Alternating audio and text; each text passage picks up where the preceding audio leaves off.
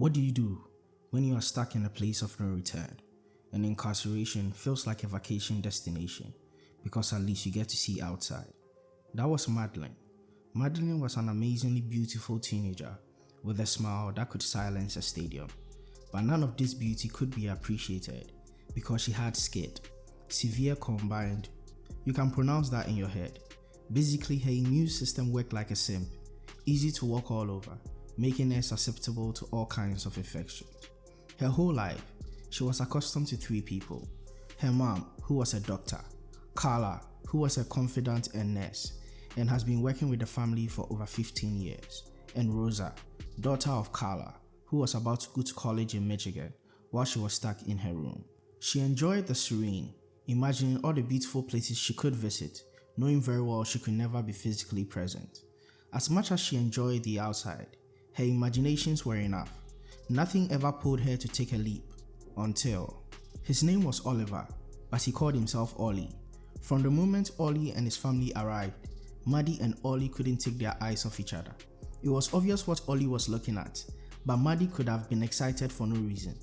This is the closest she has been to some form of action in the last 70 years, which is just sad, unless she was using her internet wisely, but it seems like she wasn't, but that's fine.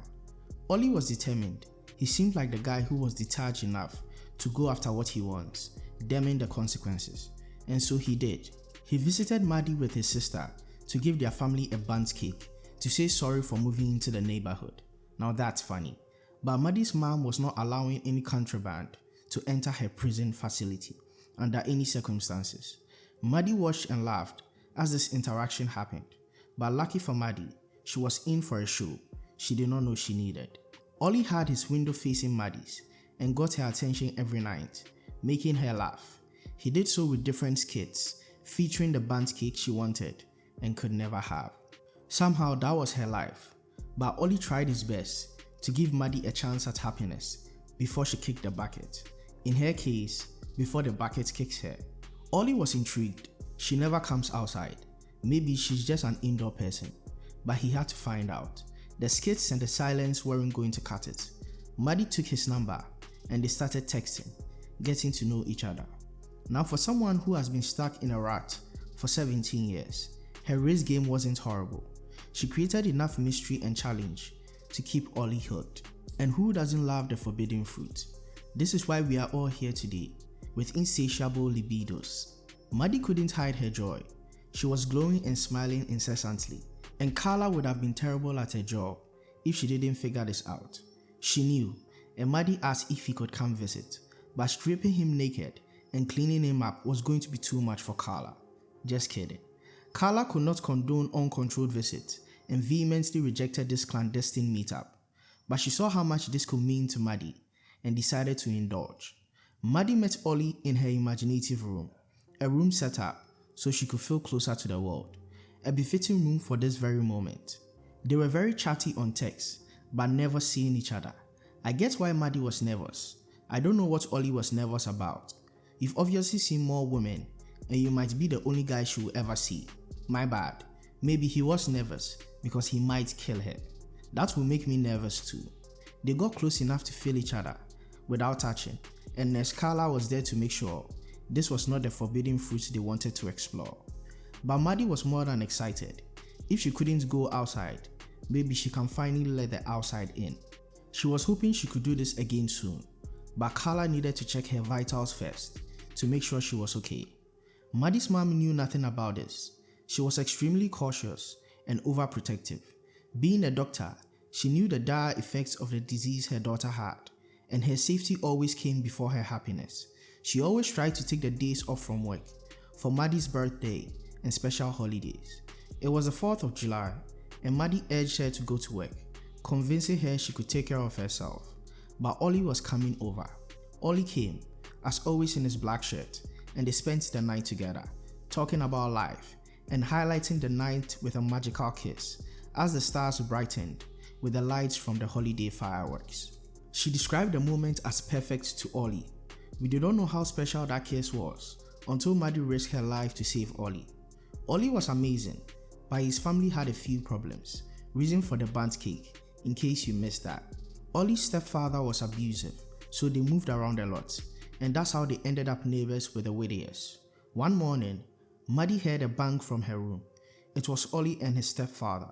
She ran out to make sure Olly was alright. If she was going to lose her breath, why not do it for love?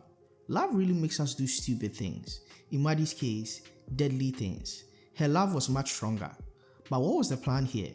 Did she find an extra pair of muscled arms in her closet? Olly was confused. So was her mom, who went after her. Everyone thinking the same thing. What are you doing? Olly was going to be fine, and he took a beat down from his dad. Maddy, not so much. Her mom wondered, why would you risk your life for a total stranger? But he wasn't a stranger, was he? Maddy's mom figured it out. We met on the internet, Maddy said. On the internet? Huh, replied Miss Whittier. Maddy did not care what she lost. Her mom seized the phone and cut short her internet privileges. But all she did was sit, waiting beside her window to see if Olly still had that charming smile. Her mom came for a talk. She wanted to be a part of her daughter's life in the smallest way she can before throwing down the hammer. She asked about Olly as Maddy grasped for air, explaining in all ways Olly was incredible and how he made her feel. She was gone. Olly had more control over her now, but her mom still thought she did. She forbade Maddy from seeing Olly again, to which she lied unsuccessfully about never meeting him, but there was evidence to prove otherwise. Olly finally came back to his room, seeing Maddy all alone. He inquired from his window if she was alright. He even went ahead to apologize to Maddy for making her life shittier than it already was. But she wasn't. Maddy loved every second she spent with Olly. She couldn't hide it, even if she tried. Maddy was so sappy, but Mommy had to let Carla go.